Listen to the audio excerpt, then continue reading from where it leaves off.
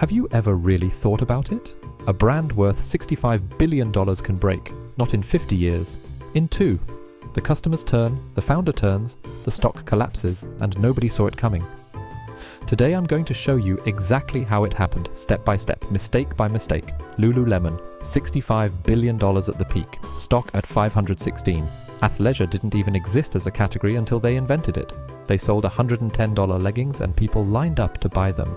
95% of their inventory moved at full price. In retail, that number is almost impossible. Almost nobody does that. They did it for over a decade. Now look at them.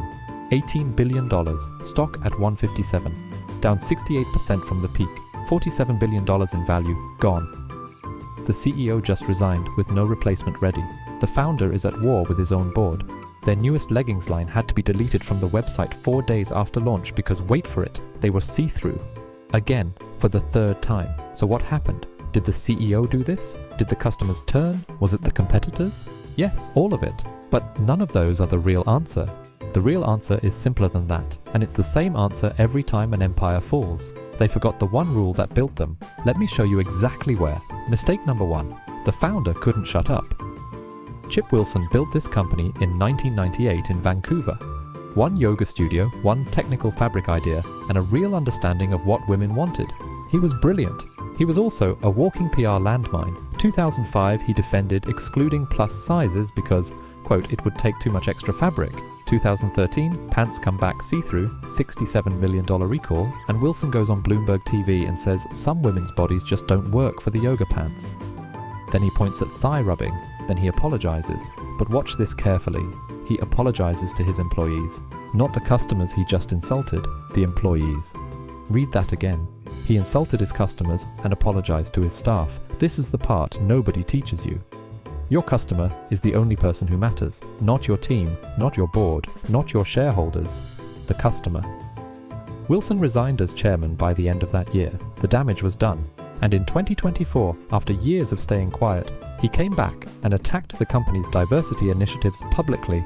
The brand he built was still paying for the man who built it. 20 years later, mistake number 2, they bought at the top. June 2020, the world is locked down, Peloton stock is exploding, home fitness is the future, so Lululemon writes a $500 million check for a company called Mirror, a wall-mounted screen that streams workout classes. The CEO at the time, Calvin McDonald, says he wants everybody sweating with Lululemon to be using a mirror. You know what kills more good companies than bad decisions? Good companies making decisions when everyone else is making the same one. 18 months later, Mirror's revenue is cut in half. Peloton is collapsing, gyms are open again, and Lululemon writes off $442 million. Basically, the entire acquisition. Gone. This is the trap. When everyone agrees something is a sure thing, that's exactly when it's not. You bought at the peak, the bill always comes due. Always. Mistake number 3. They made the same mistake 3 times. 2013, see-through leggings, 17% of inventory recalled, $67 million written off. Lesson learned, right? 2024. They launch a line called Breeze Through. A user on Reddit writes that they make her look like a rectangle. Another user says all she can see is a whale tail. The line gets pulled. Stock drops 9% in a single session, 2026. They launch a line called Get Low. 4 days later, customers complain they're see-through. Bending over makes them see-through. The exact same problem for the 3rd time. Now stop and think about this. A company whose entire identity is built on technical fabric. A company that charges $110 for leggings because the fabric is supposedly the best in the world and they cannot, 3 times across 13 years, get the fabric right. That's not bad luck, that's internal rot. Somewhere inside that company, the people who understood the product stopped being listened to, and the people making decisions stopped caring whether the product actually worked. Mistake number 4, they got greedy. In 2019, McDonald arrives and launches a plan called Power of 3. Double revenue, double men's, quadruple international within 5 years.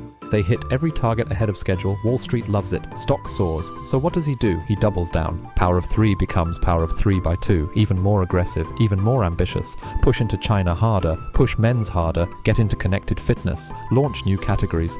Hit $12.5 billion by 2026. Here's what nobody tells you about ambition. It's not the goal that kills you. It's the moment you stop asking whether you can defend what you already have.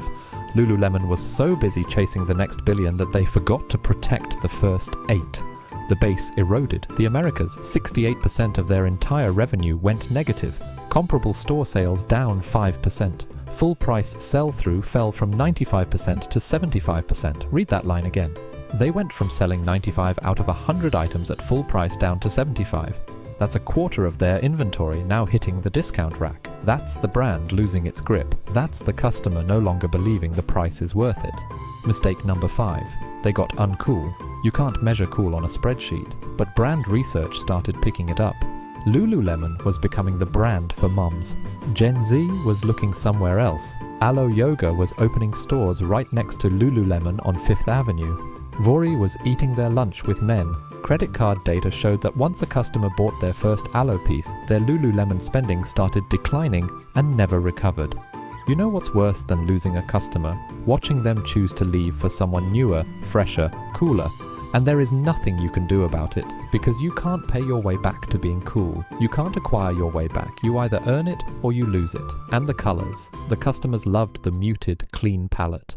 So Lululemon flooded the stores with bright green, neon yellow, orange. Why? Because someone in a meeting thought it would attract new customers. It didn't. It pushed the loyal ones away. They tried so hard to win the next customer that they alienated the one they already had. Mistake number 6. They lost the person who actually understood the product. In 2024, Lululemon's chief product officer, a woman named Sun Cho, left to join Vans. Wall Street understood immediately. The stock dropped 7% on the day of her departure. One analyst called her the person most instrumental to Lululemon's success. The person who knew what the customer wanted left, and nobody replaced her properly. The product pipeline kept moving without its most important steward.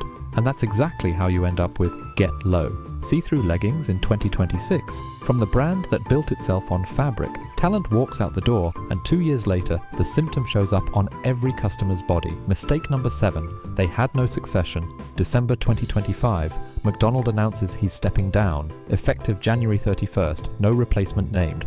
The board appoints co-CEOs, the CFO and Chief Commercial Officer running the company together.